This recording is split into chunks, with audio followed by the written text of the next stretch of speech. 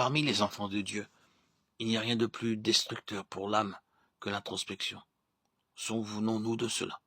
Ce qui annihile le plus l'âme, c'est de tourner notre regard vers l'intérieur. L'introspection est une maladie spirituelle.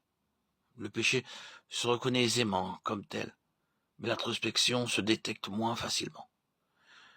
Et c'est la maladie insoupçonnée que l'on doit craindre plus que celle qui est apparente. Si l'on vous demandait « est-ce mal d'être orgueilleux ?» vous répondriez aussitôt « évidemment c'est mal ». Et si l'on vous demandait encore « est-ce mal d'être envieux ?»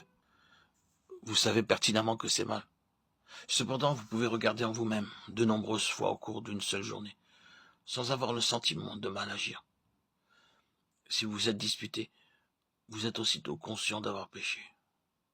Mais vous pouvez regarder en vous intérieurement et ignorer que c'est mauvais.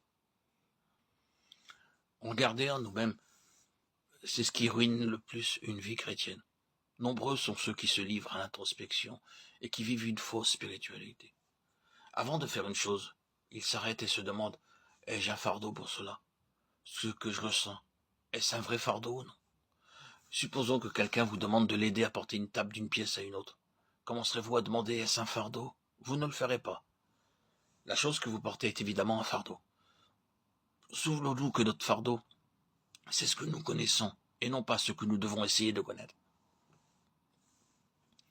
C'est très important de savoir cela.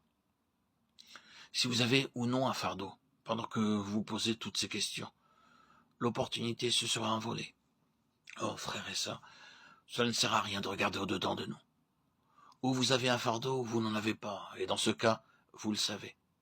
Il n'est pas nécessaire d'essayer de le découvrir en analysant vos sentiments. Si quelque chose pèse sur vous, c'est votre fardeau.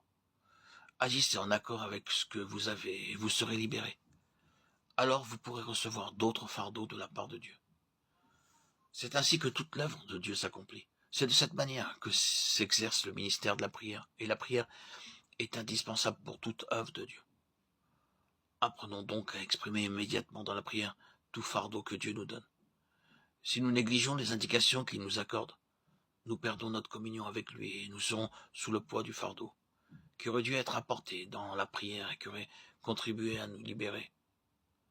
Il est vrai que les fardeaux que nous recevons en nous attendant au Seigneur manifestent sa volonté à notre égard. Cependant, il est aussi vrai que, de manière générale, c'est la reconnaissance que nous avons qui gouverne de prime abord nos fardeaux. Il y a des exceptions. Par exemple, au beau milieu de la nuit, Dieu peut vous demander de prier pour un frère dans un lieu éloigné. Sa situation précise vous est totalement inconnue et ce n'est que bien plus tard que vous saurez dans quel besoin particulier il se trouvait. Mais le plus souvent, nos fardeaux procèdent de la connaissance que nous avons des situations. Dans un premier temps, Dieu nous met en relation avec un besoin particulier et ensuite, sur la base de ce que nous connaissons, vient le fardeau.